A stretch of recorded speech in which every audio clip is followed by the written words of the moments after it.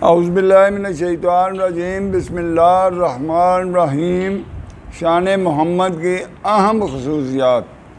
شان محمد کا ایک پہلو ہے اہم خصوصیات۔ وہ کیا تھی اہم خصوصیات؟ رسول اللہ صلی اللہ علیہ وسلم نے ایک کتاب قرآن پاک کے صلاحیت کے دعویٰ کے ساتھ پیش کی کہ یہ اللہ تعالیٰ کا کلام ہے جو مجھ پر نازل ہوا ہے۔ اس کلام کا جب ہم جائزہ لیتے ہیں تو یقینی طور پر محسوس ہوتا ہے کہ اس میں کوئی آمیزش نہیں ہوئی ہے۔ خود رسول اللہ صلی اللہ علیہ وسلم کا اپنا کوئی قول بھی اس میں شامل نہیں ہے، بلکہ آپ کے اقوال کو اس سے بالکل الگ رکھا گیا ہے۔ بائبل کی طرح آپ کی زندگی کے حالات اور عربوں کی تاریخ اور زمانہ نزول قرآن میں پیش آنے والے واقعات کو اس میں کلام الہی کے ساتھ غلط ملت نہیں کر دیا گیا۔ یہ خالص کلام اللہ، ورڈ آف اللہ ہے۔ اس کے اندر اللہ کے سوا کسی دوسرے کا ایک لفظ بھی شامل نہیں ہوتا۔ اس کے الفاظ میں سے ایک لفظ بھی کم نہیں ہوا ہے۔ رسول اللہ صلی اللہ علیہ وسلم کے زمانے میں یہ ہمارے زمانے تک منتقل ہوا ہے۔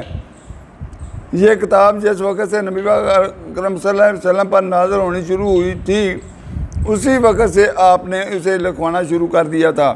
جب کوئی وحی آتی اسی وقت آپ اپنے کسی کاتب کو بلاتے اور اسے لکھوا دیتے تھے۔ لکھنے کے بعد وہ آپ کو سنایا جاتا تھا، اور جب آپ اطمینان کر لیتے کہ کاتب نے اسے صحیح لکھا ہے تب آپ اسے محفوظ جگہ رکھ دیتے تھے۔ ہر نازل شدہ وحی کے متعلق آپ کا کاتب کو یہ ہدایت بھی فرما دیتے تھے کہ اسے کس سورہ میں کس آیت سے پہلے اور کس آیت کے بعد درج کیا جائے۔ اس طرح آپ قرآن پاک کو ترتیب بھی دیتے رہے یہاں تک کہ وہ تکمیل کو پہنچ گیا۔ پھر نماز کے متعلق آغاز اسلام ہی سے یہ ہدایت کی تھی کہ وہ اس میں قرآن مجید پڑھا جائے۔ اس لیے صحابہ کرام اس کے نزول کے ساتھ ساتھ اس کو یاد کرتے جاتے تھے۔ بہت سے لوگوں نے اسے پورا یاد کر لیا تھا، اور ان سے بہت زیادہ بڑی تعداد ایسے صحابہ کی تھی جنہوں نے کم و بیش اس کے مختلف حصے اپنے حافظے میں محفوظ کر لیے تھے۔ ان کے علاوہ وہ متعدد صحابہ جو پڑھے لکھے تھے قرآن کے مختلف حصوں کو بطور خود لکھ بھی رہے تھے۔ اس طرح قرآن رسول اللہ صلی اللہ علیہ وسلم کی حیات طیبہ میں ہی محفوظ ہو چکا تھا۔ پس یہ ایک ناقابل انکار تاریخی حقیقت ہے کہ آج جو قرآن ہمارے پاس موجود ہے یہ لفظ وہی ہے جسے رسول اللہ صلی اللہ علیہ وسلم کلام اللہ کی حیثیت سے پیش فرمایا تھا۔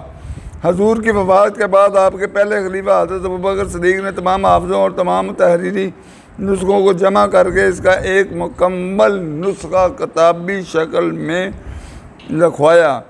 حضرت عثمان کے زمانے میں اس کی نقلیں سرکاری طور پر دنیا اسلام کے مرکزی مقامات کو بھیجی گئیں۔ ان میں سے 2 نقلیں آج بھی دنیا میں محفوظ ہیں، ایک استنبول اور دوسری تاشقند میں۔ جس کا جی چاہے قرآن مجید کا کوئی مطبوعہ نسخہ لے کر ان سے ملا لے، کوئی فرق نہ پائے گا۔ اور فرق ہو کیسے سکتا ہے جب رسول اللہ صلی اللہ علیہ وسلم کے زمانے سے لے کر آج تک ہر جنریشن، ہر پشت میں لاکھوں اور کروڑوں حافظ موجود رہے ہیں، میں ایک لفظ بھی اگر کوئی شخص بدلے تو یہ لفظ اس کی غلط پکڑ لیں گے۔ پچھلی صدی کے آخر میں جرمنی کے میونخ یونیورسٹی کے ایک انسٹیٹیوٹ نے دنیا نے اسلام کے مختلف حصوں سے ہر زمانے کے لکھے ہوئے قرآن مجید کے قلمی نسخے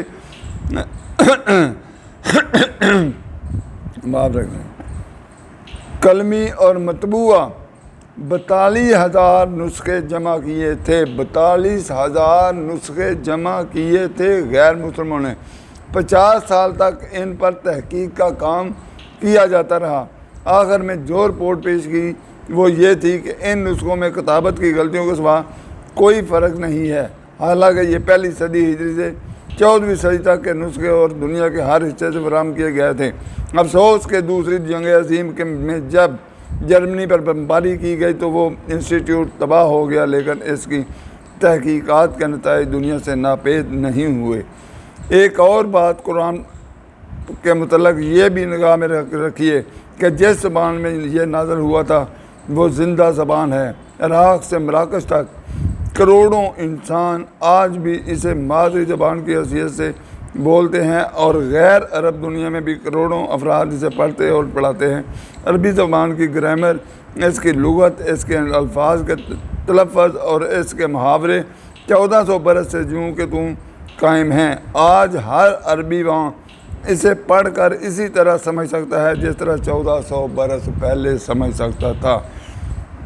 یہ ہے محمد صلی اللہ علیہ وسلم کی ایک اہم خصوصیت جو ان کے سوا کسی نبی اور کی پیشوائے مذہب کو حاصل نہیں۔ اللہ تعالیٰ کی طرف سے نوع انسانی کی ہدایت کے لیے جو کتاب ان پر نازل ہوئی وہ اپنی اصل زبان میں ہے، اپنے اصل الفاظ کے ساتھ بلا تغیر و تبدل موجود ہے۔